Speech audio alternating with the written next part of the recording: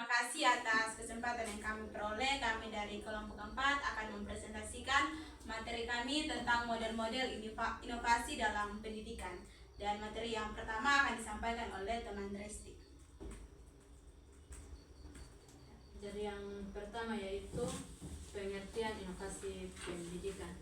Dan pendidikan adalah proses pembaruan yang dilakukan dalam sistem pendidikan untuk meningkatkan efektivitas pembelajaran. Nah, inovasi ini dapat dibentuk dalam berbagai seperti pendekatan, ada strategi, ada media, teknologi, kurikulum hingga tata sekolah. Nah, contoh yang pertama itu seperti strategi. Nah, di sini ada beberapa strategi yang digunakan dalam pendidikan, yaitu contohnya seperti pendekatan kontekstual. Nah, pendekatan kontekstual ini menghubungkan materi pelajaran dengan kehidupan sehari-hari siswa. Jadi contohnya seperti kita sebagai guru fisika, kita bisa mengaitkan mata pelajaran fisika dalam kehidupan sehari-hari. Kita bisa memberikan contoh-contoh sederhana seperti gerak harmonik sederhana. Nah, contohnya dalam kehidupan sehari-hari seperti ayunan anak-anak yang digoyangkan atau jam pendulum. Nah, yang kedua yaitu pendekatan konstruktivisme. Nah, pendekatan konstruktivisme seperti memungkinkan siswa membangun pengetahuan mereka sendiri melalui eksplorasi, diskusi, dan refleksi. Yang berikut fokus pada pengalaman langsung dan keikutsertaan siswa dalam aktivitas belajar. Dan yang terakhir yaitu menekankan proses belajar bukan hanya hasil akhir. Jadi yang dimaksud dengan pendekatan konstruktivisme yaitu membangun pengetahuan mereka sendiri melalui eksplorasi atau diskusi. Jadi di situ siswa diminta untuk berdiskusi dengan teman-teman untuk bisa menyelesaikan suatu tugas atau pertanyaan yang diajukan oleh ibu atau guru. Nah, yang berikut yaitu pendekatan kooperatif. Di sini yaitu mendorong siswa bekerja sama dalam kelompok untuk mencapai tujuan pembelajaran. Yang kedua, memfasilitasi interaksi antar siswa dan pengembangan keterampilan kolaborasi. Ini juga hampir sama dengan pendekatan konstruktivisme di mana siswa bekerja sama antara teman atau dalam kelompok, mereka sama-sama menyelesaikan tugas yang diberikan oleh guru.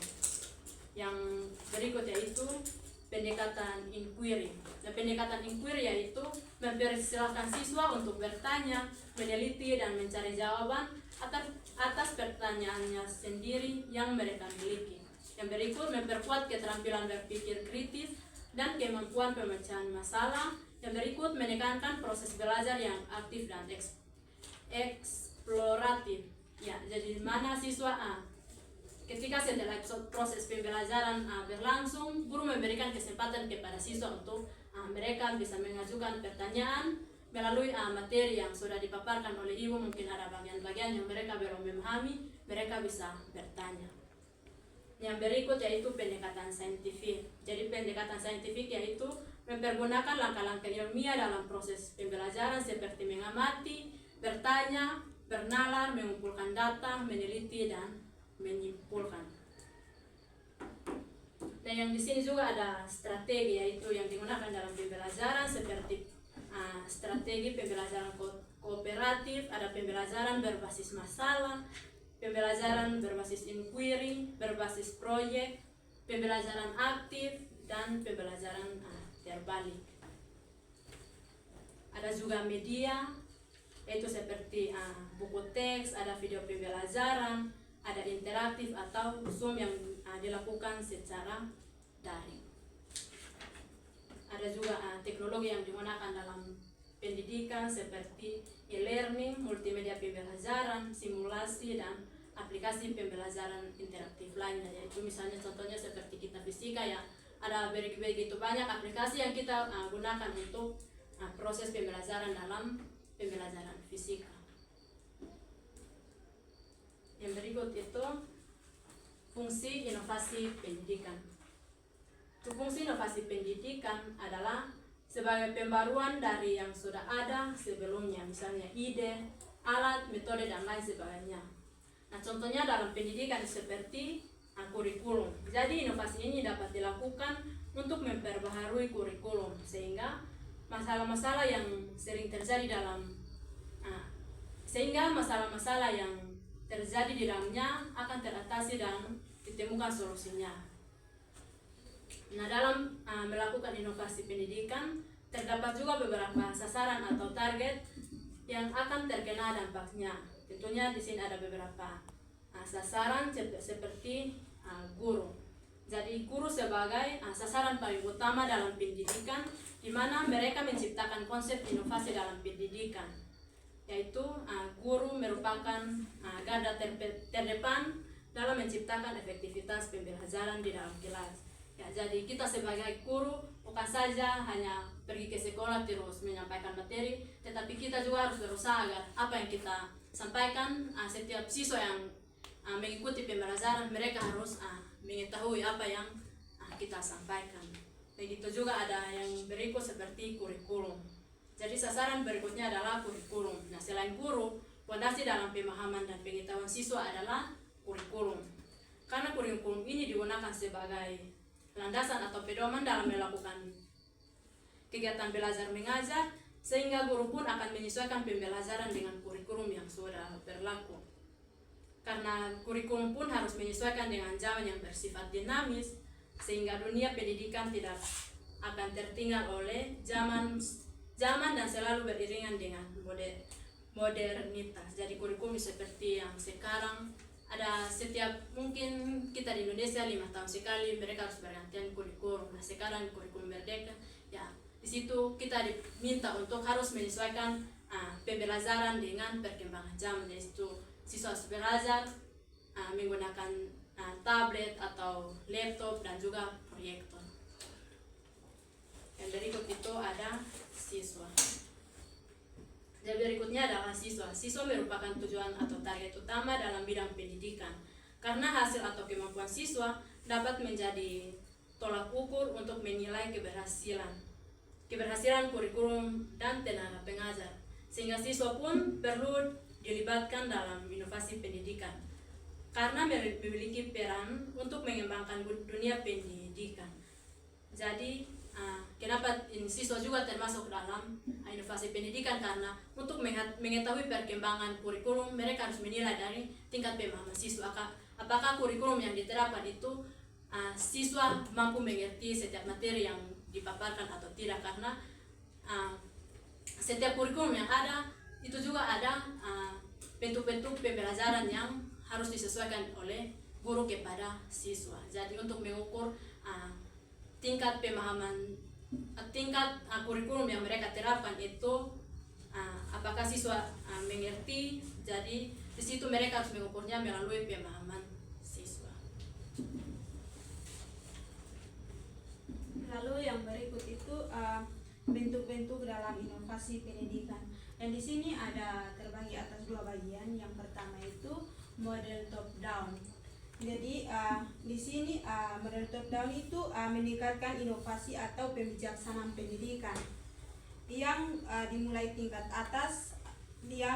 dari tingkat atas atau perintah pusat atau pimpinan institusi. Jadi di sini diterapkan ke tingkat bawah, itu sepertinya sekolah, guru, dan peserta didik. Jadi dalam pendekatan ini keputusan arah atau strategi ditentukan oleh otoritas atau yang lebih tinggi. Sedangkan pelaksanaan di lapangan bertugas menjalankan kebijaksanaan, yaitu misalnya sepertinya implementasi kurikulum merdeka oleh pemerintahan pusat. Jadi pemerintahan melalui Kementerian Pendidikan sepertinya pendidikan, kebudayaan, riset atau teknologi. Jadi di sini menetapkan kurikulum merdeka sebagai kebijakan nasional untuk menggantikan kurikulum sebelumnya.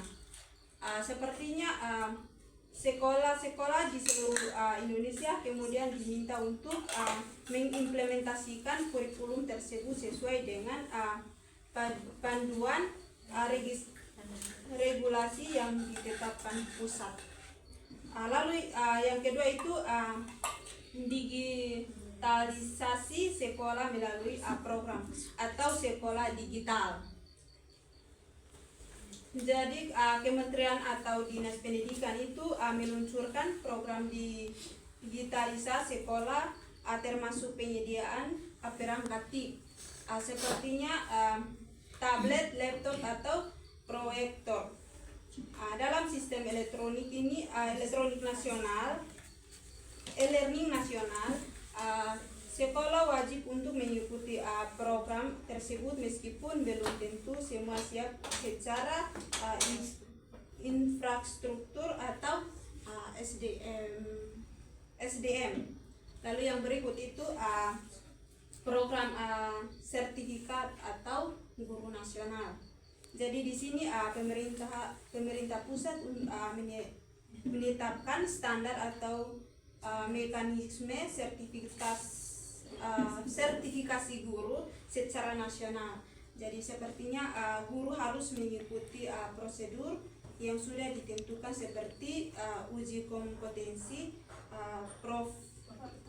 portofolio dan penelitian tertentu. Pelatihan. Lalu yang berikut itu model bottom up. Jadi di sini yang diciptakan dari bawah yang dilakukan untuk meningkatkan kualitas pendidikan. Jadi di dalam dunia pendidikan atau sekolah itu contohnya dalam penciptaan yel-yel atau pemberian rawat atau semacamnya. Inovasi ini bersifat berkesinambungan dan tidak mudah berhenti bagi para akademi. Jadi konsep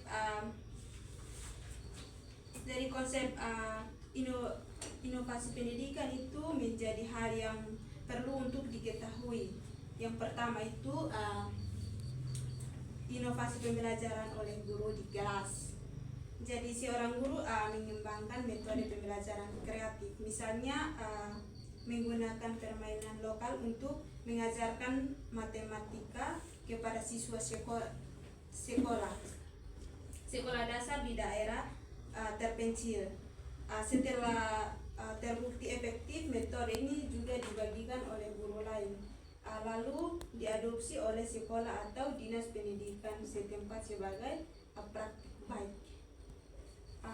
Lalu yang berikut itu program adiwiyat atau lingkungan hidup.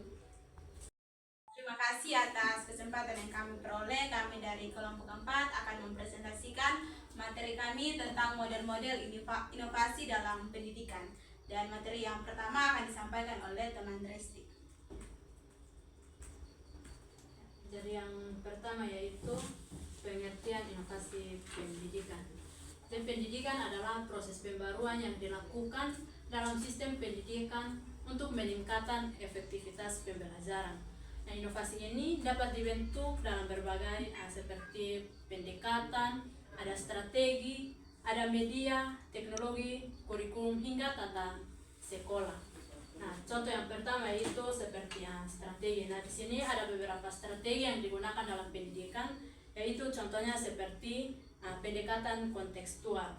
Nah, pendekatan kontekstual ini menghubungkan materi pelajaran dengan kehidupan sehari-hari siswa.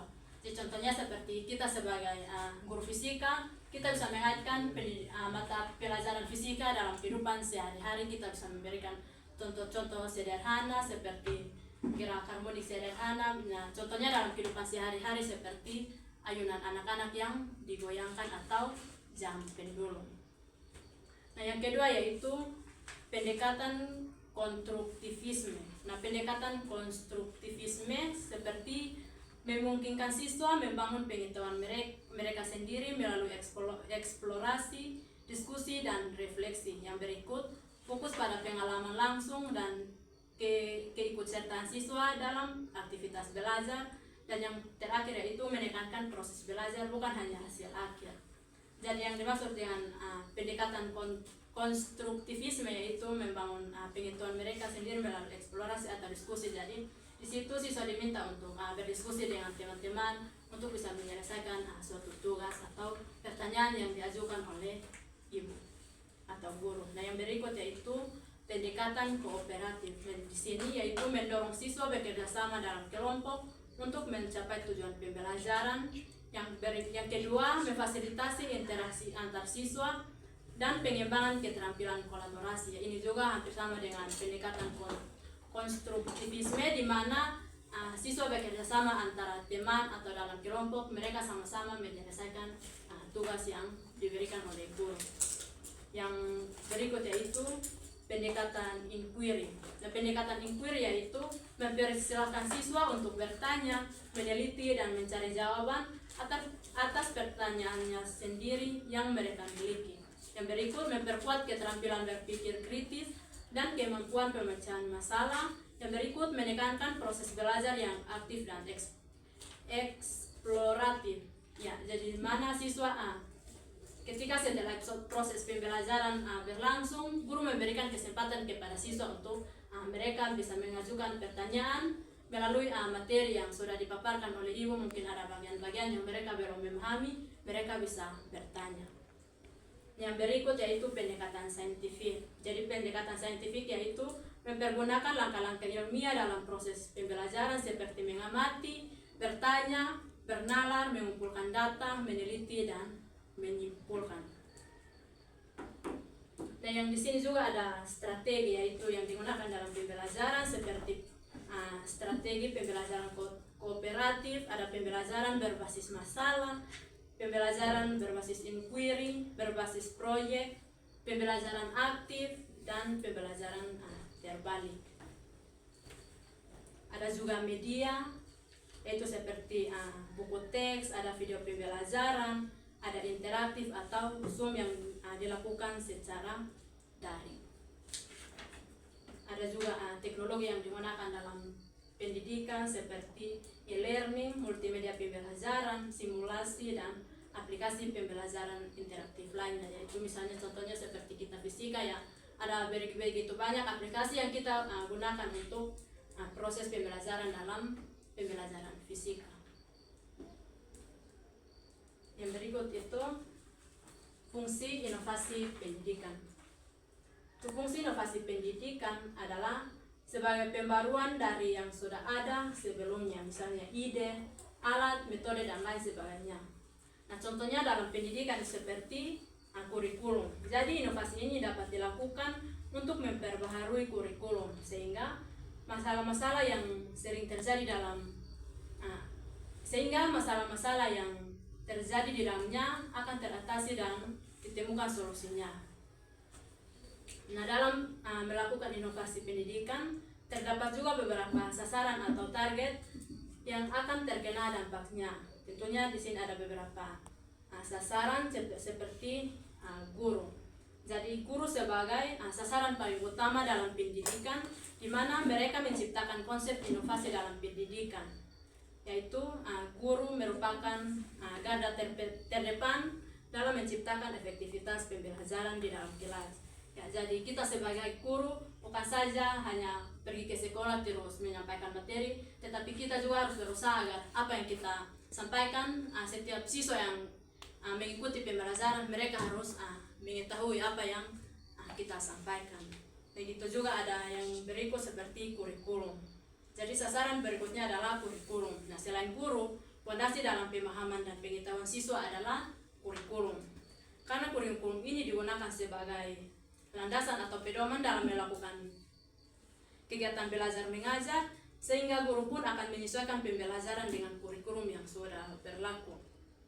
Karena kurikulum pun harus menyesuaikan dengan zaman yang bersifat dinamis, sehingga dunia pendidikan tidak akan tertinggal oleh zaman dan selalu beriringan dengan modernitas. Jadi kurikulum seperti yang sekarang ada mungkin kita di Indonesia 5 tahun sekali mereka harus bergantian kurikulum. Nah, sekarang kurikulum merdeka ya, di situ kita diminta untuk harus menyesuaikan pembelajaran dengan perkembangan zaman, yaitu siswa harus belajar menggunakan tablet atau laptop dan juga proyektor. Yang berikut itu ada siswa. Dan berikutnya adalah siswa. Siswa merupakan tujuan atau target utama dalam bidang pendidikan, karena hasil atau kemampuan siswa dapat menjadi tolak ukur untuk menilai keberhasilan kurikulum dan tenaga pengajar, sehingga siswa pun perlu dilibatkan dalam inovasi pendidikan karena memiliki peran untuk mengembangkan dunia pendidikan.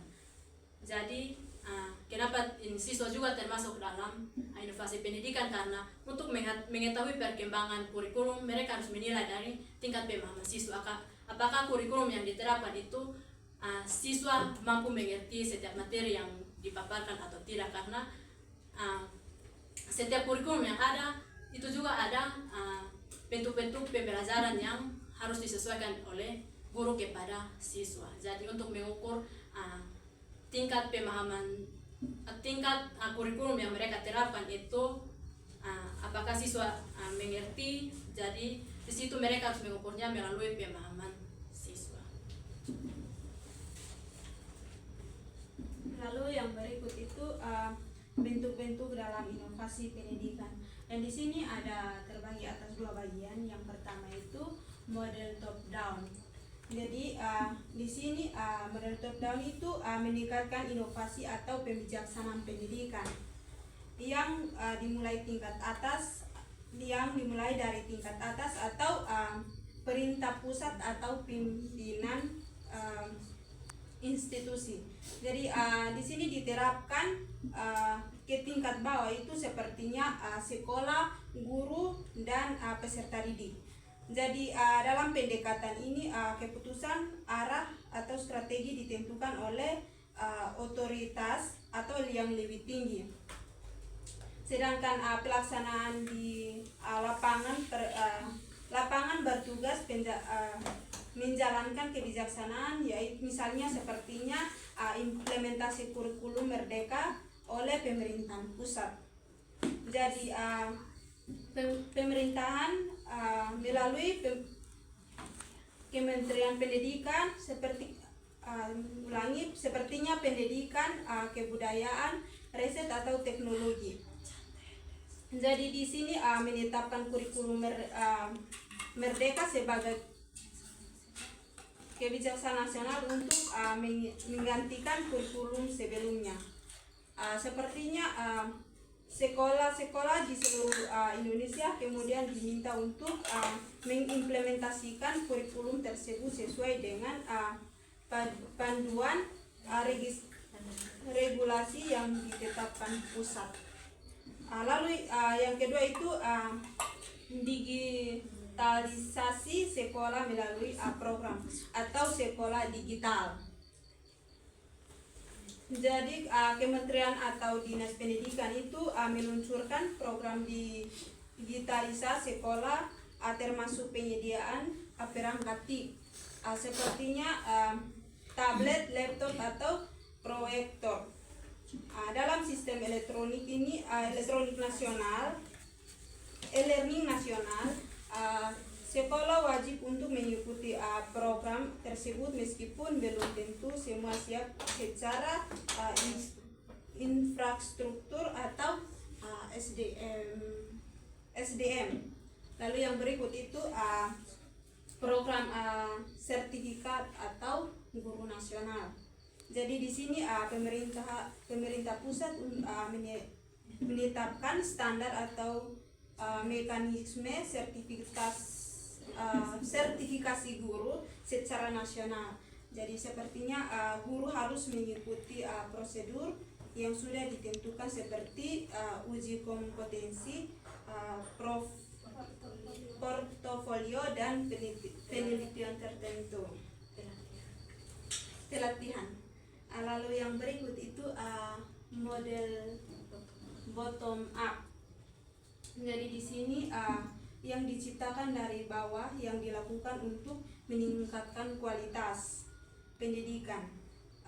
Jadi di dalam dunia pendidikan atau sekolah itu contohnya dalam penciptaan yel-yel atau pemberian rawat atau semacamnya. Inovasi ini bersifat berkesinambungan dan tidak mudah berhenti bagi para akademi. Jadi konsep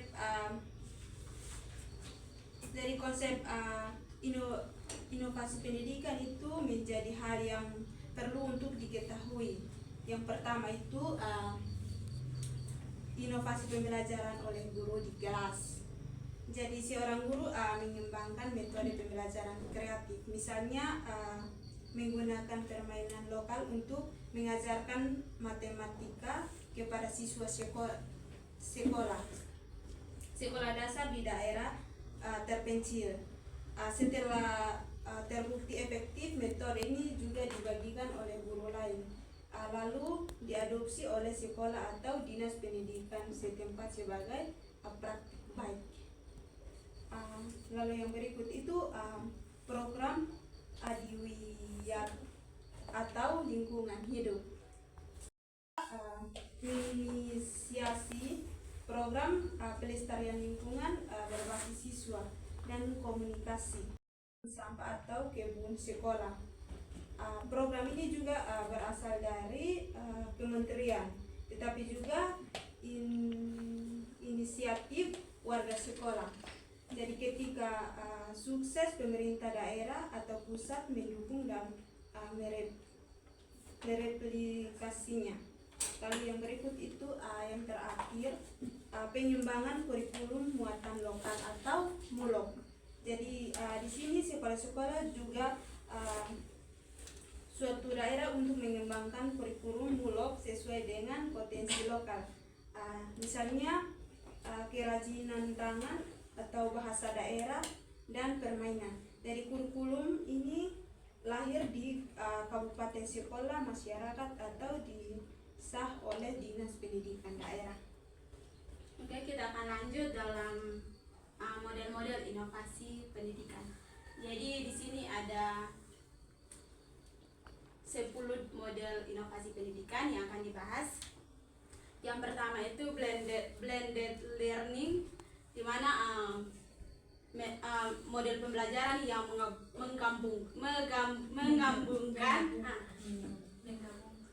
menggabungkan antara pembelajaran tatap muka dan juga pembelajaran daring.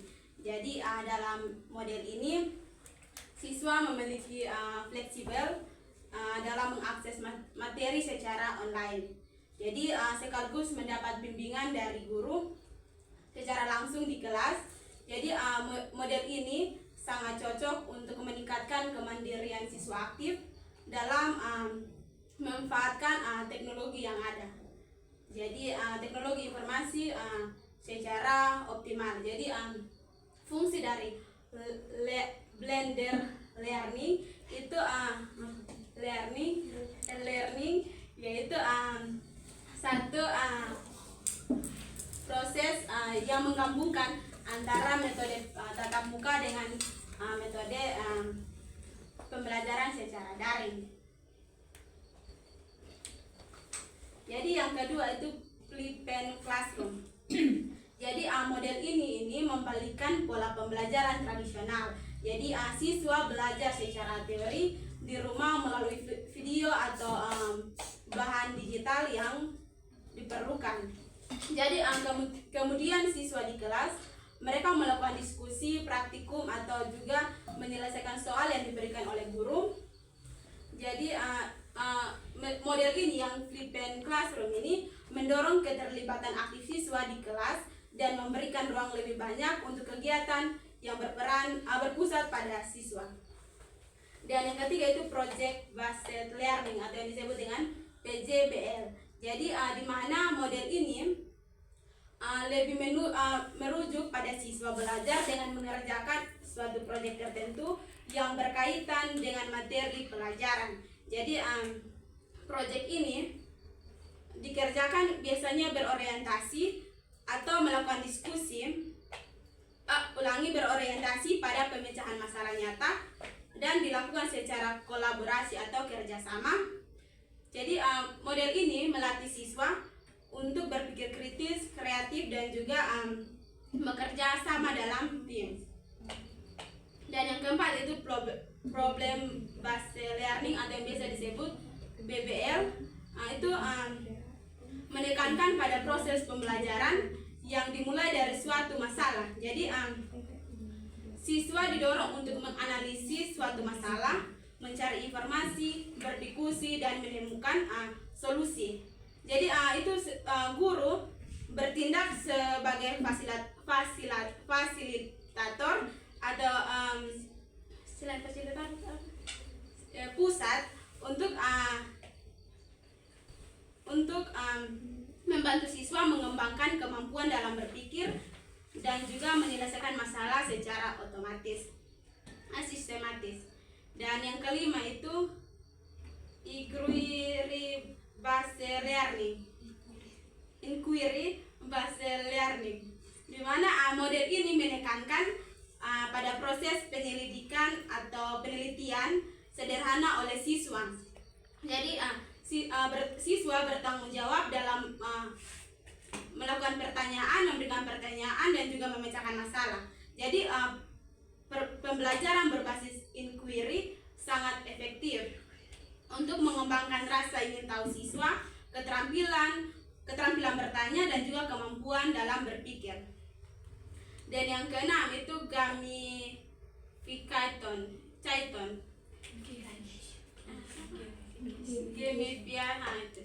Gamification, di mana model ini merujuk pada pendekatan belajar yang menggunakan elemen permainan seperti poin, level, atau juga tantangan. Itu untuk meningkatkan motivasi belajar siswa dengan gamification. Pembelajaran menjadi lebih menarik dan interaktif. Jadi terutama bagi siswa yang membutuhkan dorongan untuk melibatkan dalam proses belajar. Dan yang keenam ini personalized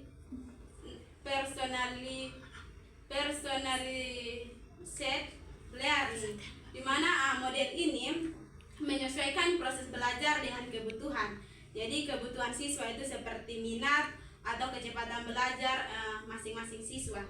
Jadi teknologi sering digunakan dalam personalized learning untuk memberikan rekomendasi materi yang sesuai dengan perkembangan siswa. Dan yang kedelapan itu STEM. Teman-teman bisa baca sendiri apa ya. Jadi model ini mengintegrasikan berbagai disiplin ilmu secara menyeluruh atau untuk mendorong kreativitas dalam pemecahan masalah. Jadi pemecahan masalah di lintasan bidang. Jadi dengan pendekatan STEM, itu siswa tidak hanya belajar tentang teori, tetapi juga menerapkan dalam proyek yang melibatkan teknologi dan seni. Dan yang kesembilan itu contextual teaching and learning, pokoknya itu yang ada yang biasa disebut dengan CTL. Itu merujuk pada pembelajaran dengan konteks kehidupan nyata siswa. Jadi itu agar siswa dapat memahami manfaat belajar dan mengaplikasikan ilmu dalam kehidupan sehari-hari. Dan yang ke-10 itu experiential learning. Jadi model ini menekankan pembelajaran melalui pengalaman langsung dan refleksi. Jadi siswa belajar dengan cara mengalami sendiri atau suatu peristiwa, seperti pergi ke lapangan, simulasi atau praktik dalam laboratorium. Jadi setelah itu siswa lalu merefleksikan apa yang mereka dapati atau apa yang mereka pelajari dalam laboratorium atau apa yang mereka dapati ketika mereka pergi ke lapangan. Dan kita akan masuk dalam faktor-faktor yang mempengaruhi dalam proses inovasi pendidikan. Di situ ada 7 faktor yang mempengaruhi proses inovasi dalam pendidikan. Itu yang pertama, hubungan interpersonal guru dan siswa. Jadi dengan kemampuan yang sama belum tentu menghasilkan prestasi belajar yang sama jika menghadapi kelas yang berbeda. Artinya dengan kondisi kelas yang sama diajarkan oleh guru yang berbeda belum tentu menghasilkan prestasi belajar yang sama. meskipun para guru tersebut telah memenuhi persyaratan sebagai guru profesional. Jadi hubungan interpersonal guru dan siswa itu berbeda-beda. Walaupun guru yang berbeda di kelas yang sama, itu akan yang dia prestasi anak-anak itu beda-beda. Kalau EB, IT dan Grace itu dong punya pemahaman, dong pemikiran itu kan berbeda-beda, tapi dengan guru yang berbeda. Dan yang kedua itu kegiatan belajar mengajar terisolasi dan kritik bersama teman sejawat. Jadi di sini kegiatan guru di kelas itu merupakan kegiatan yang terisolasi dari kegiatan kelompok. Jadi guru yang lain tidak mengetahui, maka sukar untuk mendapatkan kritik untuk pengembangan profesinya. Jadi apa yang dilakukan guru di kelas seolah-olah sudah merupakan hak mutlak tanggung jawabnya. Padahal mungkin banyak masalah atau banyak kekurangan dari setiap siswa. Dan yang ketiga itu ketiadaan kriteria yang baku tentang keefektifan belajar mengajar, di mana kriteria pengelolaan kegiatan belajar mengajar sukar ditentukan karena sangat banyak variabel yang ikut menentukan keberhasilan kegiatan belajar siswa. Dan yang keempat itu waktu yang terbatas. Jadi dengan keterbatasan waktu, guru itu tidak mungkin dapat melayani siswa dengan memperhatikan perbedaan individual satu dengan yang lain. Dan yang kelima itu tujuan pembelajaran yang sama untuk siswa yang berbeda. Artinya berdasarkan perbedaan individual siswa akan lebih tepat jika pengelolaan kegiatan belajar mengajar dilakukan dengan cara yang sangat fleksibel. Jadi kenyataannya guru dituntut untuk mencapai perubahan tingkah laku yang sama bagi semua anak, dan jika tidak dapat menimbulkan anggapan diragukan kualitas profesionalnya. Dan yang ketujuh itu minimnya waktu untuk meningkatkan kompetensi. Artinya dalam usaha untuk meningkatkan kemampuan profesional, guru itu diperhadapkan pada ketiadaan keseimbangan antara kemampuan dan wewenang untuk mengatur beban kerja. Jadi tanpa bantuan dari lembaga dan tanpa insentif yang memadai, hal ini menyebabkan program pertumbuhan jabatan atau peningkatan profesi guru mengalami hambatan. Dan yang ketujuh itu banyaknya tuntutan. Jadi banyaknya tuntutan di sini mungkin merujuk pada guru yang kesulitan untuk menentukan skala prioritasnya. Misalkan yang mana yang didahulukan, perubahan tingkah laku atau kognitif siswa. Jadi dalam hal ini masih banyak lagi tuntutan yang lain. Jika profesional yang penuh, maka akan memberikan peluang yang lebih baik. Di situ ada tiga tuntutan. Yang pertama itu menguasai kemampuan profesional yang ditujukan dalam penampilan. Dan yang kedua itu memasuki anggota profesi dan penilaian, tetapi terhadap penampilan profesinya diawasi oleh kelompok profesi atau teman sejawat. Dan yang terakhir itu ketentuan untuk berbuat profesional ditentukan bersama antar sesama anggota profesi. Ya, yang berikut itu kesimpulan. Jadi inovasi pendidikan merupakan langkah strategi dalam peningkatan mutu pembelajaran yang meresensi pendidikan terhadap perkembangan zaman. Model-model inovasi seperti blended learning,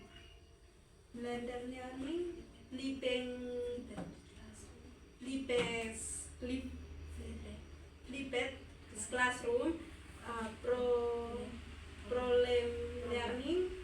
Selain itu, proses inovasi pendidikan dipengaruhi oleh banyak faktor seperti hubungan interpersonal, waktu, tentu kerja guru, tuntutan kerja guru, dan kebijaksanaan pendidikan. Oleh karena itu, keberhasilan inovasi pendidikan membutuhkan dukungan dari berbagai pihak mulai dari guru, siswa, sekolah, sehingga membuat kebijakan. Jadi inovasi yang dirancangkan dengan baik dan dilaksanakan secara konsisten akan mampu menciptakan pembelajaran yang efektif, menyenangkan, dan berdampak positif bagi perkembangan peserta didik.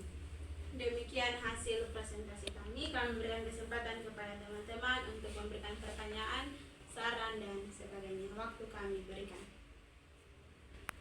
Demikian hasil presentasi kami. Sekian dan terima kasih.